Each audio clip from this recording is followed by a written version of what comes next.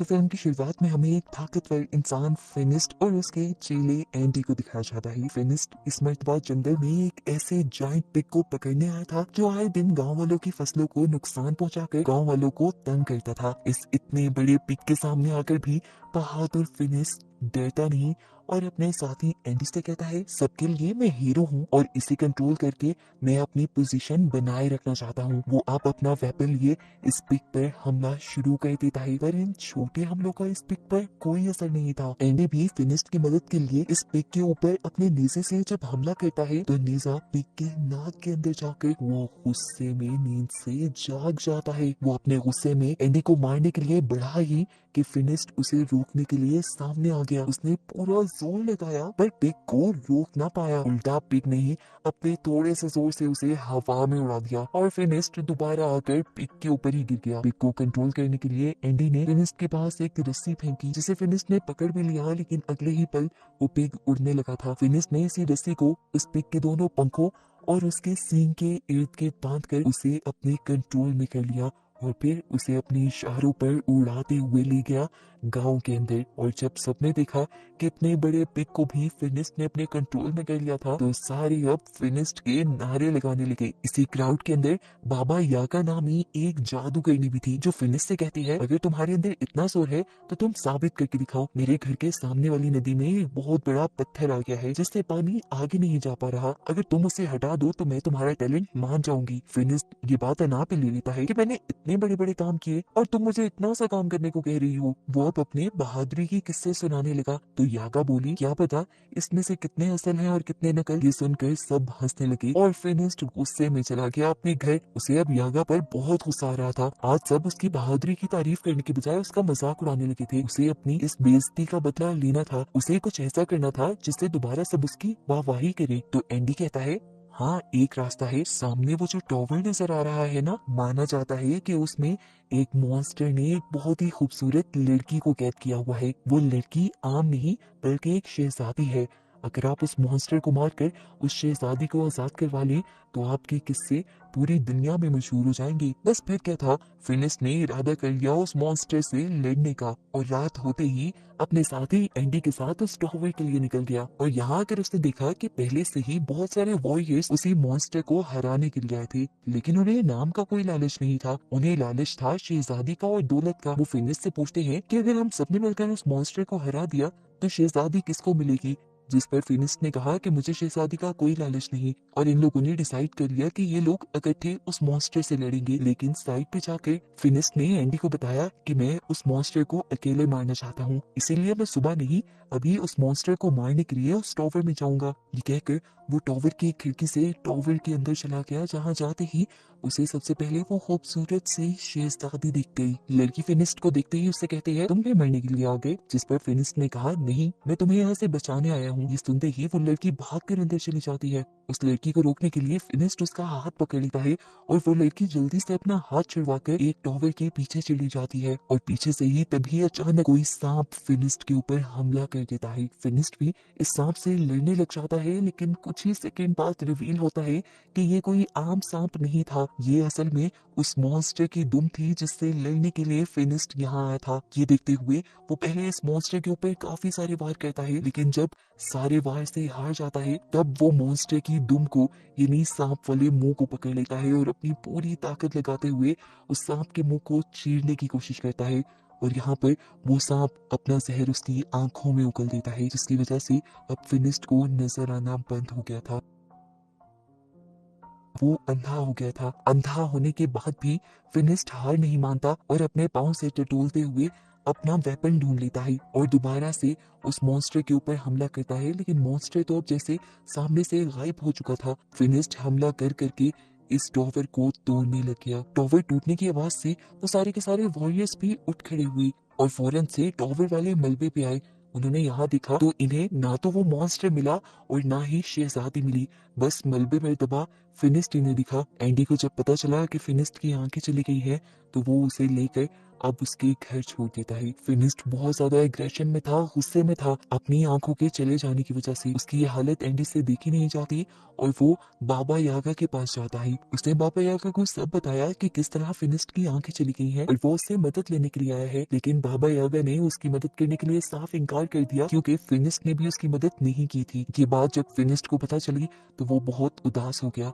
वक्त गुजरता रहा और एंडी ने भी उसके पास आना अब कम कर दिया था। वो अपने सारे काम किसी तरह करता था, बाहर जाकर फल भी खरीद के लाता था, लेकिन रास्ते में ही बच्चे उसका फल चुरा लिया करते थे क्योंकि उसे नजर तो आता नहीं था। अब तो उसके पैसे भी खत्म होने लगे थे। एक दिन जब एंडी उसके घर आया तो उसने गुस्से में एंडी को खुद ही कह दिया कि तुम्हारे लिए मेरे पास कोई काम नहीं, तुम चाहो तो अपना दूसरा काम ढूंढ लो। ये सुनकर एंडी भी वहां से चला गया। दिन गुजरते रहते हैं, फिनिस्ट के सारे पैसे भी खत्म हो जाते हैं और वो दिन आन पड़ता है कि फिनिस्ट बाजार के गिरे हुए गले सड़े फल खाने पे मजबूर था। ऐसे ही एक दिन में उसे जब कोई गला सड़ा फल भी नहीं मिला तो वो अपनी बास्केट लेकर बाजार में ही बैठा था। बाबा यागा जब वहां से गुजरी तो उसने मजबूर फिनिस्ट को देखकर अपनी बास्केट से कुछ खाने पीने का सामान उसकी बास्केट पे रख लिया। इससे पहले कि वो दोनों कोई बात कर पाते, दिखाया गया कि उनके गांव में कुछ लुटेरों ने हमला कर दिया। ये लुटेरे यहाँ पे धड़ाधड़ लोगों को मार रहे थे। फिनिस्ट चाहे देख नहीं सकता था, लेकिन वो सुन रहा था कि कैसे लोग मर रहे थे, तड़प रहे थे। अब जैसे ही लुटेरे उसके भी पास आते हैं तो वो लुटेरों की आवाज सुनकर उनके ऊपर हमला कर देता है। देख ना पाने के बावजूद भी उनकी आहटें सुन सुनकर वो एक वक्त में 2 से 3 डाकुओं से लड़ रहा था। ये देखते हुए दूसरा डाकू जो कि घोड़े पे सवार था, वो फिनिस्ट को काबू करने के लिए उसके ऊपर रस्सी फेंकता है, लेकिन फिनिस्ट उसी की रस्सी पकड़कर उसी को घोड़े से नीचे उतार देता है। उसने इसे भी अपनी तरफ खींच के खूब धुलाई की और अब डाकुओं ने उसे कंट्रोल करने के लिए पीछे से उसके ऊपर वार किया और वो वहीं पर बेहोश हो गया। उसे होश आया तो वो एक जहाज में था। उसके गर्दन और हाथों को लकड़ी में बंद किया गया था उसे कंट्रोल करने के लिए, और दिखाया गया कि इसी जहाज में उनके साथ बाबा यागा और गांव के और लोग भी थे। कुछ देर बाद यहाँ पर एंडी भी आ जाता है जो यहाँ आजाद घूम रहा था। बाबा यागा ने उससे पूछा, तुम आजाद कैसे? एंडी ने बताया, मैंने इन डाकुओं को यकीन दिलाया है कि मैं उनकी मदद कर सकता हूँ और मैं उनके लिए तुम पर भी निगरानी रखूंगा, इसीलिए मैं आजाद हूँ। इस टाइम उसके पास एक सोने का चिराग भी था जो वो डाकुओं से चुरा कर लाया था और इन सबको दिखा रहा था। वो कहता है कि मैं इसको बेचकर पैसे कमाऊंगा। जैसे ही वो इसे साफ करने के लिए रगड़ने लगा तो उसमें से एक जिन बाहर निकल आया, जिसे देखकर सब लोग डर गए, यहाँ तक कि खुद एंडी भी। नीचे का शोर सुनकर ऊपर से जब एक डाकू नीचे आया तो जिन ने उसे एक पंच लगाते हुए वापस ऊपर गिरा दिया। इसके बाद चिराग का जिन जब एंडी के पास जाता है उससे उसकी ख्वाहिश पूछने के लिए, तो एंडी उसे कहता है कि वापस चिराग के अंदर चले जाओ। जिनके वापस चिराग में जाते ही ऊपर से एक डाकू आके एंडी के गले पे तलवार रखते हुए उससे अपना चिराग वापस ले लेता है। खैर कुछ देर बाद दिखाया जाता है कि ये लोग अरब पहुंच गए थे। डाकुओं ने अब इन सारे गुलामों को बेचने के लिए खड़ा कर दिया। वहां से एक नकाबपोश आदमी गुजरा जिसने बाबा यागा, एंडी और फिनिस्ट को खरीद लिया। वो इन्हें लेकर अपने महल आ गया, जहाँ आकर ये लोग हैरान हो गए। इतने बड़े महल में रोबोट्स काम कर रहे थे और ये बहुत पुराना जमाना था। फिर उस अमीर आदमी ने अपने मुंह से नकाब हटाया और इन लोगों से कहा, हैरान मत हो, मैं एक साइंटिस्ट हूँ और ये रोबोट्स मैंने ही इन्वेंट किए हैं, मैंने ही बनाए हैं। मैंने और भी बहुत सारी ऐसी मशीन्स बनाई हैं जिनसे इंसानों का भला हो सके और उनका काम आसान हो सके। फिनिस्ट भी यहाँ उसे अपने पास की कहानी बताता है कि वो पहले एक बहुत ज्यादा ताकतवर इंसान था, लेकिन फिर अंधा होने के बाद उसकी लाइफ बहुत बेकार हो गई। साइंटिस्ट ने कहा, हाँ मैंने तुम्हारे बारे में और बाबा याकूब के बारे में सुना है, वरना तो मैं गुलामों को खरीद कर आजाद कर देता हूँ। खाने का टाइम हो रहा था। साइंटिस्ट अपने रोबोट से इन लोगों के लिए खाना मंगवाता है और ये लोग बहुत इम्प्रेस हो जाते हैं। जाहवे को लग रहा था कि ये कोई जादू है, जिस पर साइंटिस्ट बताता है, नहीं मैं पिछले 500 साल से इनके ऊपर काम कर रहा था। ये सुनकर यागा हैरान हो जाती है और उनसे पूछते हैं, 500 साल से आप अभी तक इतने जवान कैसे हैं? फिर साइंटिस्ट बताता है कि मैंने एक ऐसा लिक्विड भी तैयार किया है जो इंसानों को कई सालों तक जवान रखता है, और उसी लिक्विड से मैंने अपनी उम्र भी बढ़ाई है, अपने आप को जवान भी रखा है और अपने काम को भी आगे बढ़ाया है। वो अब इन्हें अपनी लैब दिखाने के लिए ले जाता है और फिनिस्ट उससे पूछता है, वो खास किस्म का लिक्विड आपने कैसे तैयार किया था? क्या उससे मेरी आंखें ठीक हो सकती है? साइंटिस्ट कहता है, उससे तो नहीं, लेकिन हाँ तुम्हारे लिए मेरे पास कुछ और है। वो यहाँ पर उसे एक ग्लासेस देता है जिसकी मदद से एकदम से सारा कुछ फिनिस्ट को नजर आने लग गया था। इससे वो बहुत ज्यादा खुश हुआ। साइंटिस्ट अब इन लोगों से कहता है साइंस के जरिए कुछ भी करना पॉसिबल है, और जो लोग जादू का इस्तेमाल करते हैं और जादुई चीजें इस्तेमाल करते हैं वो दुनिया को नुकसान पहुंचाते हैं, और उन नुकसान पहुंचाने वाली चीजों को खत्म करने के लिए भी मैंने एक मशीन बनाई है। उनका एग्जाम्पल देने के लिए वो अब वो चिराग निकाल लेता है जो उसने लुटेरों से खरीदा था। यागा ने उसे वार्न भी किया कि तुम उससे दूर रहो, लेकिन साइंटिस्ट डरा नहीं और उसने चिराग को घिस दिया जिसमें से जीनी बाहर निकला, और फिर उसने अपनी मशीन ऑन कर दी जिस मशीन ने घूमते हुए जीनी को अपने अंदर सक कर लिया था। उसके खत्म होते ही साइंटिस्ट उन लोगों से कहता है देखो मैंने इस जीनी को भी खत्म कर दिया। रात होने पर अभी साइंटिस्ट को पता चलता है कि एक अजीब सा मॉन्स्टर उनके करीब की पहाड़ियों में देखा गया है जो आम इंसानों को नुकसान पहुंचा सकता है, और अब उसे पकड़ना ही होगा। ये बात जब वो फिनिस्ट को बताता है कि उसका शेर जैसा मुंह है और दुम उसके किसी सांप की तरह है, तो फिनिस्ट समझ गया ये वही है जिससे वो सामना करके आया था। उसने साइंटिस्ट से कहा मैं जरूर आपके साथ इस मिशन में जाऊंगा क्योंकि मुझे अपना एक पुराना उधार चुकाना है। लेकिन साइंटिस्ट फिनिस्ट को खतरे में नहीं डालना चाहता था। तब फिनिस्ट ने कहा आप मेरी फिक्र मत करिए, मैंने भी तो आपका एहसान उतारना है, चलो फिर ऐसे ही सही। ये सुनकर साइंटिस्ट उसे एक ऐसा बॉक्स दिखाते हैं जिसको मॉन्स्टर के करीब करके लीवर घुमाने पर मॉन्स्टर खुद ब खुद इस बॉक्स के अंदर कैद हो जाता। रात होने पर दिखाया जाता है कि चुपके से बाबा यागा साइंटिस्ट की लैब के अंदर जा घुसी। असल में वो जवान होने वाला सीरम चुराना चाहती थी, लेकिन साइंटिस्ट ने उसे पकड़ लिया और कहा कि अगर तुम वाकई ही उस मॉन्स्टर को लाने में कामयाब हो गए तो उस सीरम का कुछ हिस्सा मैं तुम्हें भी दे दूंगा। सुबह जब ये लोग तैयार थे तो साइंटिस्ट ने इन्हें अपना गोल उड़ने वाला प्लेन दिखाया जो उस टाइम की बहुत अच्छी क्रिएशन थी। वो इन्हें इसे चलाना सिखाता है और बताता है कि इसके जरिए वो कुछ ही मिनट में लंबा फासला तय कर लेंगे। जाने से पहले साइंटिस्ट ने उन्हें ये भी कहा था कि मुझे वो मॉन्स्टर जिंदा चाहिए, उसे मारकर यहाँ नहीं लेके आना। यहाँ पर साइंटिस्ट फिनिस्ट को फिनिस्ट का हथियार भी देते हैं जिसे अब उन्होंने बहुत एडवांस बना दिया था। इसके बटन दबाने पे इसके अंदर से नई नई चीजें निकल रही थी जिससे फिनिस्ट और भी ज्यादा खुश हो गया। ये लोग अब उस प्लेन में बैठ के सफर शुरू कर देते हैं और प्लेन जल्द ही इन्हें उस पहाड़ी तक पहुंचा देता है जहां पर वो मॉन्स्टर था। काफी देर ढूंढने के बाद आखिरकार फिनिस्ट को उस मॉन्स्टर के पांव के निशान दिख जाते हैं। वो निशान एक घर के अंदर जा रहे थे जिसके सामने वो अपना बॉक्स रख देता है जिसमें उसने मॉन्स्टर को कैद करना था। अब फिनिस्ट को तो सिर्फ उसे ट्रैप करना था, इसीलिए वो बड़े मजे से अंदर गया और अपने वेपन का बटन दबाते हुए उसने सिर्फ मॉन्स्टर को ललकारा। मॉन्स्टर को चोट पहुंचाकर वो बाहर आ गया। कुछ जब वो तेजी से बाहर निकल रहा था तो गलती से उसका सर एक दरख्त से टकराने की वजह से वो बेहोश हो गया और मॉन्स्टर भी अब अपने गार से बाहर निकल आया। इससे पहले कि वो मॉन्स्टर फिनिस्ट को नुकसान पहुंचाता, मॉन्स्टर के बाहर निकलते ही बाबा यागा जल्दी से उस बॉक्स का लीवर दबा देती है जिसमें से बहुत सारी चैन्स निकलकर उस मॉन्स्टर को पकड़कर अपने अंदर कैद कर लेती हैं, और बाबा यागा ही फिर दोबारा लीवर दबाकर इस पिंजरे को बंद कर देती है।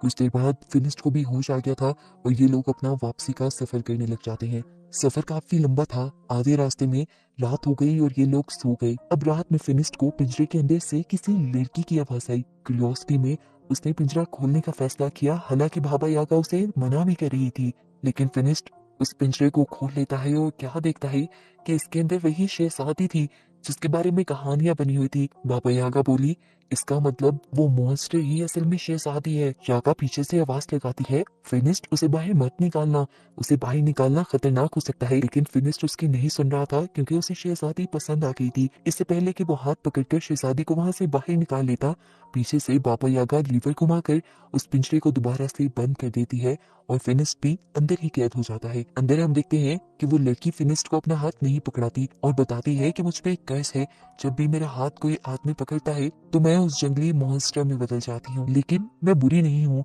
मैं जल्दी किसी को नुकसान नहीं पहुंचाती तब तक कोई मुझे नुकसान पहुंचाने की कोशिश ना करे और मेरी वजह से किसी को नुकसान ना हो, इसलिए मैं दूर पहाड़ों पर रहती हूँ, लेकिन कहीं भी इंसान मुझे जिंदा जीने ही नहीं देते। नेक्स्ट सीन में हम साइंटिस्ट को देखते हैं जिसने एक किसान की बिल्ली चुराई थी। किसान उससे भीख मांगने लगा कि बिल्ली कुछ नहीं बिगाड़ती हमारा, हमें फायदा ही देती है। रात में ये बिल्ली रोशन हो जाती है जिससे हमारा घर जगमगाता है। लेकिन किसान की बात कोई नहीं सुनता और साइंटिस्ट उसकी बिल्ली को ले जाकर उसी मशीन के नीचे रख देते हैं जो किसी भी चीज की जादुई ताकत खींच लेती है, और इस तरह उस मशीन ने इस बिल्ली की जादुई ताकत भी खींच ली और उस बिल्ली के जादू से जितना भी सीरम निकलता है उसे जाकर अपने लॉकर में रख देता है, जहाँ हमें देखने को मिला कि उसने पहले से ही बहुत सारा सीरम इकट्ठा किया हुआ था। यहाँ पर फिनिस्ट और शहजादी को एक दूसरे से प्यार होने लगा है। बाबा यागा और एंडी उन्हें लेकर आ रहे हैं साइंटिस्ट के पास।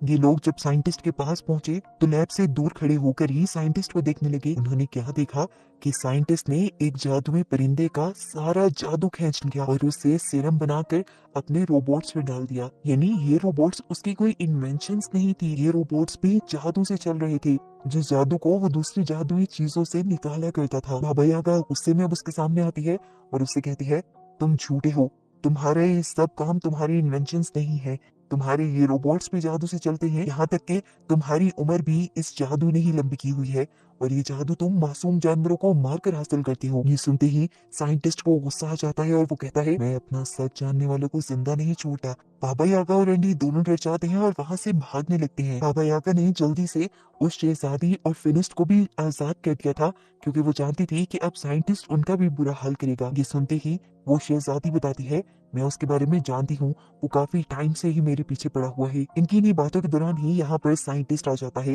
वो जानता था कि ये लोग यहाँ से भागने की कोशिश करेंगे, इसीलिए अपने सारे ही टर्टल रोबोट से उनको कैद करवा दिया और फिर शहजादी के अंदर से भी जादुई ताकतें सक करने लगा। ये देखकर फिनिस्ट को गुस्सा आ गया और उसने करीब जाकर शहजादी को बचाने की कोशिश की, लेकिन वो बचा तो नहीं पाया, पर शहजादी का हाथ पकड़कर उसे मॉन्स्टर बना दिया। मॉन्स्टर बनते ही शहजादी ने अपनी जंजीरें तोड़ी और वहां से भाग गई। मौका पाते ही जंजीरें तुड़वा कर बाबा यागा और फिनिस्ट भी कैमल के साथ यहाँ से भागने की कोशिश करते हैं, लेकिन साइंटिस्ट के आदमी अब उनके पीछे पड़ चुके थे। बाबा यागा अपने जादू से अपने हाथ में मौजूद तरबूज के कुछ बीजों को तरबूज में बदलकर उनके ऊपर हमला करती है और दूसरी तरफ वो साइंटिस्ट अब अपना एक बहुत बड़ा टर्टल निकाल लेता है बाबा यागा और फिनिस्ट को पकड़ने के लिए। वो किसी भी हाल में पकड़कर उन्हें मारना चाहता था। हालांकि एंडी ने उसे कहा भी कि जितना जादुई सीरम आपके पास है वो काफी नहीं है, लेकिन उसने बात नहीं मानी। वो बड़ा सा टर्टल उसका जैसे ही महल में निकला था तो पूरा महल टूट गया था। तेजी से वो कंट्रोल करते हुए उसे फिनिस्ट और यागा की तरफ पड़ता है, लेकिन यागा और फिनिस्ट आगे भागने लग जाते हैं। तब वो अपने तोप के गोलों से उनके ऊपर हमला करवा देता है। ये देखते हुए कि खतरा बढ़ गया है, फिनिस्ट यागा से कहता है, तुम उसका ध्यान भटकाओ, मैं उसके ऊपर चढ़कर उसको उल्टा करने की कोशिश करता हूँ, क्योंकि मैं जानता हूँ उसकी ये सारी चीजें उल्टा होने पर काम नहीं करती। फिनिस्ट के कहने पर यागा उस टैंक के सामने आ जाती है और साइंटिस्ट अपनी इस टैंक के अंदर लगी हुई है जादू सक करने वाली मशीन से बाबा यागा के अंदर का भी जादू सक करने लग जाता है। जादू सक होने की वजह से बाबा यागा बूढ़ी दिखने लगी थी और ये देखते हुए फिनिस्ट को काफी तरस आया। लेकिन खैर, जितनी देर में बाबा यागा ने साइंटिस्ट का ध्यान भटकाया हुआ था, फिनिस्ट भी उसके टाइटल के ऊपर चढ़ गया और ये चीज साइंटिस्ट ने जैसे ही नोटिस की तो उसने टर्टल के टेंटिकल्स निकाल कर फिनिस्ट को अपने ऊपर से गिराने की कोशिश की। फिनिस्ट तो नहीं गिरा, लेकिन उसका चश्मा गिर गया जिससे उसे नजर आना बंद हो गया। उसका चश्मा गिरते हुए बाबा यागा देख चुकी थी, इसीलिए बाबा यागा अब उसे नीचे से देख देख के लड़ने की इंस्ट्रक्शन देती है। इतनी ही देर में वो मॉन्स्टर बनी शहजादी भी यहाँ आ चुकी थी, जिन्हें देखकर साइंटिस्ट डर गया। ऊपर से फिनिस्ट ने साइंटिस्ट के टर्टल की गर्दन में भी अपनी जंजीर फंसाकर उसे एकदम से ही उल्टा दिया, जिससे उसके अंदर का सारा जादुई सीरम नीचे गिर गया और साइंटिस्ट बुरी तरह फंस गया।